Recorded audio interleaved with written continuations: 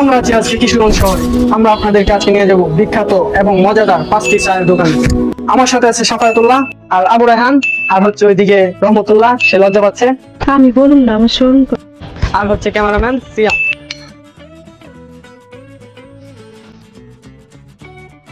অবশেষে আমরা অবস্থান করছি জালালপুরে। আমরা যেটার মধ্যে আসছিলাম সেটা বন্ধ।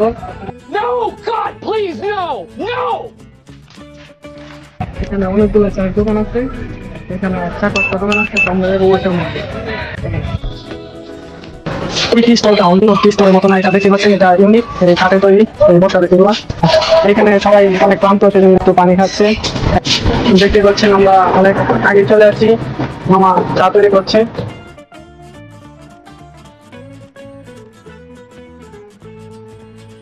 তোমাদের কাছে কেমন লাগতেছে?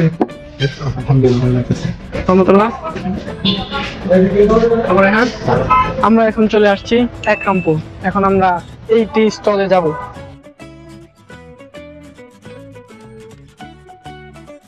এই চাটা আসলে বেশ ছিল।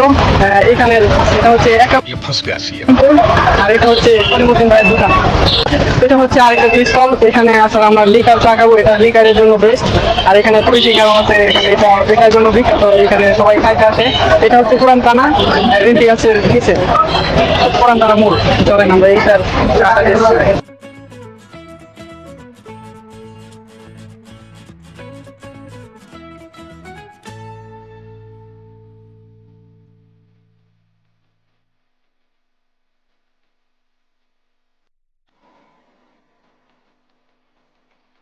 রহমতুল্লাহ। এই চাটা তোমার কেমন লাগতেছে?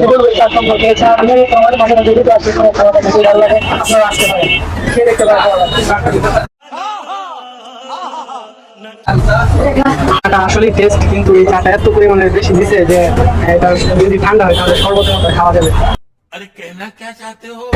আর আমরা এখন আছি শহীদ আব্দুল্লাহ চত্বরের পাশে, আঁকা বাজার। আর এটা হচ্ছে সেই টি স্টল।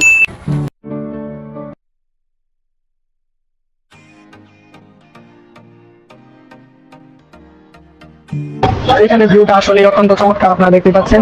আর এখানে আসলে অনেকেই অফিস থেকে আসে এবং স্টুডেন্টরা এই কোচিং শেষ করে এখানে আসে, একটু আড্ডা মারে আর এখানে চাটা টেস্ট করে। চলুন আমরা এখানে চাটা টেস্ট করি। ये बड़ी अच्छी बात कही है।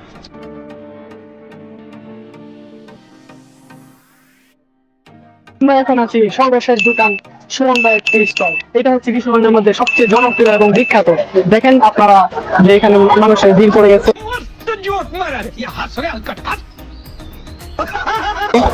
আর এখানে স্টুডেন্টরা এবং ঘুরতে আসা লোকজন এখানে চা খেতে আসে। তো চলেন আমরা এটা রিভিউ করি।